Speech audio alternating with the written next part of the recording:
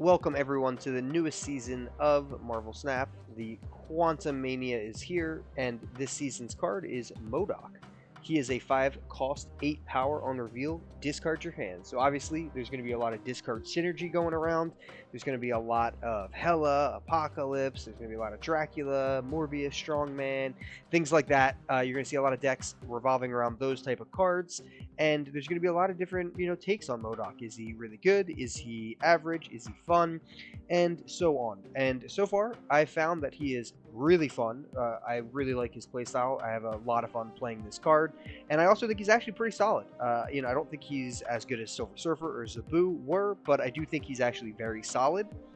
And I think that's exactly what a card like a season card should be. It's a exclusive card for $10 during that season. So I think those cards should be really fun, but maybe not the most powerful. And I think MODOK nails that down. So I'm going to have at least 1 to 3 MODOK videos this week for you guys. Most likely 2 if it all goes as well. But this is a take on just a consistent MODOK deck. That's what I named this deck. I just want to make this as consistent as possible. So let's talk about the key cards. MODOK obviously is a key card, but Morbius is probably the most key or second most key. He is a 2 cost, 0 power, ongoing +2 power for each time you discard a card this game, which is huge. So we don't have actually a whole lot of discarding in this deck besides MODOK, but MODOK will discard our whole hand, so it'll make Morbius pretty solid at that. Strong Guy is the second most important. He is a 4/4 and ongoing if your hand is empty, +6 power. So the key here is to have Strong Guy on turn 4, MODOK on turn 5. So you play Strong Guy on 4, MODOK discards your entire hand on turn 5, and then on turn 6 you draw America Chavez. You only draw her on turn 6. It's the only time you'll ever draw her, which is great. And then you'll be able to play that 9 power unit. So that'll be a 9 on 6, an 8 power on turn 5, and Strong Guy will have been a 10 power at that point. That is our ideal curve. That's what we want to hit. Now there are some other things that are ideal. Obviously having Morbius on the board would be fantastic when that happens, because we discard our hand and we'll get a lot of good value from that. But there's even other things. Having Wolverine in our hand or more Swarm in our hand when we go to discard our hand is great. So if you have Swarm in your hand, you'll get 2 free Swarms that you can play on turn 6 alongside of America Chavez to still be able to put Strong Guy out to max power, which is great. Or if you have Wolverine in your hand, he is newly buffed, which is cool as well. So you'll discard him and he'll become a 4 power at one of the random locations. So that's also really fun and good to do. So the rest of the deck I fill in with some other key cards. The actually only other discard card I'm using is Colleen Wing. So she discards the lowest cost card from my hand, which most of the time will not be Sunspot or Iceman. I'm running those 2 as my 1-drops. I will normally play those before I play Colleen. So ideally I'm trying to discard Wolverine or Swarm with her. Definitely don't want to discard Morbius. And then I am using the Goblin Brothers, as I always call them, the 3-3 and the 5-8. Just because they're just really solid cards. They can screw with my opponent, and I didn't really need anything else in these slots because I'm not going super discard heavy with this deck, and they fit a really nice scheme. Being able to throw things to my opponent is pretty great, as I can just try to win a location or 2 with free Swarms, a big Morbius, and a big MODOK. And then the last card, which I'm probably going to get made fun of, is Crystal. She's a 4/4, but on reveal, if this is at the middle location, shuffle your hand into your deck and draw 3 cards. This is our MODOK hunter, so she's going to look for MODOK for us on turn 5. So even if you don't have a Strong Guy out, being able to play a lot of your other cards and then Crystal on turn 4 instead of Strong Guy to then hopefully dig MODOK out. Now, if you have MODOK, you don't want to play Crystal. And if you have Strong Guy, you don't have to play that. But our second option is this. You can dig hopefully through your deck. And again, you will not draw Chavez. So your deck is already consistent because it's really an 11-card deck, because you will not draw Chavez throughout the whole game until turn 6, even with Crystal. So you'll draw 3 cards, and you'll hopefully hit, if you've played your other cards, MODOK, and then maybe Swarm or maybe Wolverine with them. That would be great. And then you can play that, and if you already have Morbius out, that's huge. So Crystal actually this is the first deck I've loved Crystal in. I'm going to get flame, I'm going to get hated, and there's going to be someone who says there's a different card that this should be, who probably didn't even watch to this point of the video, but that's okay. I actually love Crystal in this deck, and it's really funny, but she's super solid, and it makes this a really, really consistent MODOK deck. This is one variation of a MODOK deck, and this is what I'm calling consistent MODOK. I think it's a really fun way to play him, to be able to get him consistently out, hit really good curves with the deck all the time, and try to win some games. There are some crazy blowout MODOK decks that are probably a little bit more pizzazzy, a little bit more sparkle, and I'll probably show off some of those in the coming days, but this is one that I kind of whipped up first, and I'm really enjoying. So I'm going to take you right into some gameplay as always, but if you've liked everything you've seen up to this far, leave me a subscription, leave a like, leave a comment, and let's jump right into some gameplay right now. Alright, let's see what we got. We got Swarm, Hobgoblin, Strong Guy. Mirror Island is here, so cards will get progressively bigger. So really bad location for Green Goblin and Hobgoblin, but I'll play some cheaper stuff there earlier and feel pretty good about it. So we Iceman his hand. We got to be careful because our on reveal effects will not happen there. So I could play Swarm, or I could not play him and get free versions of him on turn 5. So here it's kind of a debate. Typically I just wouldn't play him, but because it's Mirror Island, he can get bigger and bigger throughout the game.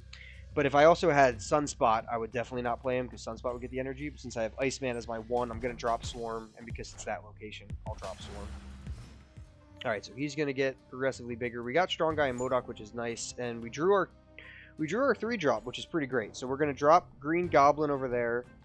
He'll go to his side. I will be able to Strong Guy, MODOK, and Chavez in a row. That's great. At this point, if you're playing this deck, you probably want to snap at this point.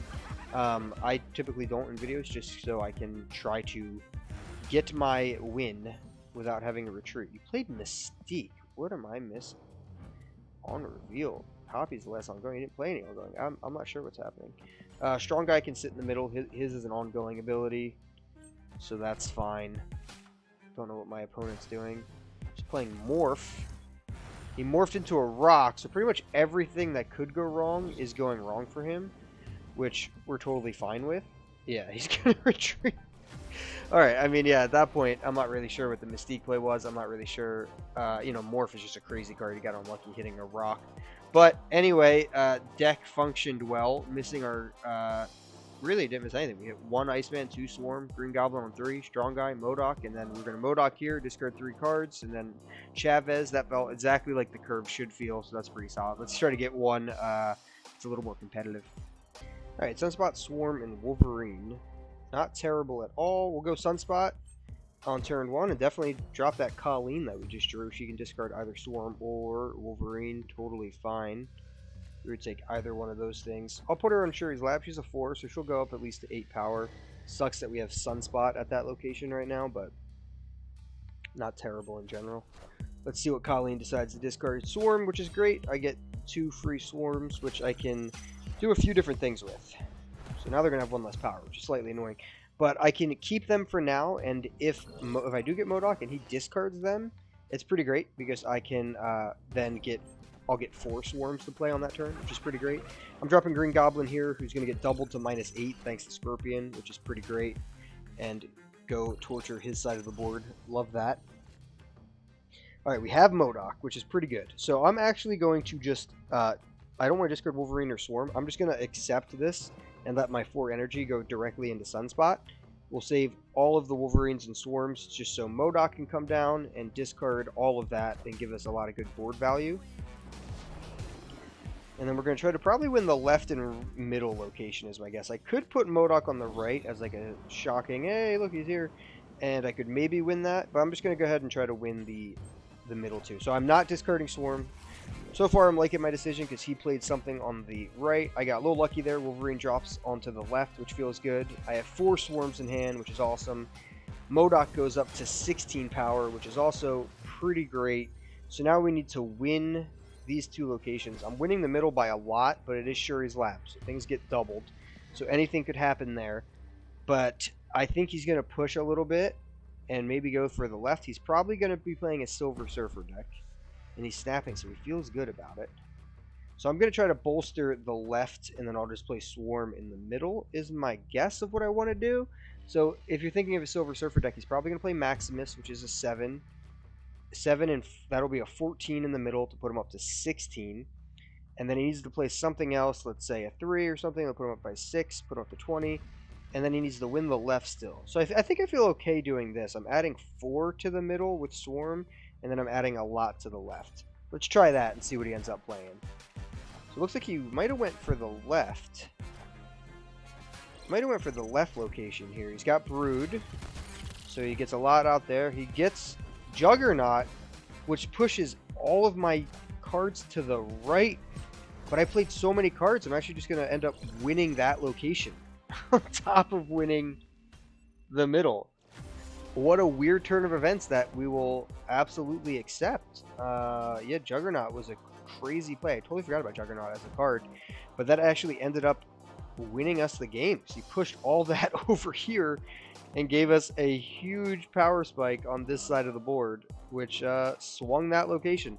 What a weird one. But the deck flowed nicely, even with some kind of unfortunate things happening, like Sunspot being played on Shuri's Lab, and not drawing Strong Guy. But that's the deck, guys. Hopefully you enjoy it. Hopefully you like MODOK as much as I do, and you can get some fun games in with him. If you did enjoy it, leave a like, leave a subscription, and, you know, just keep on snapping.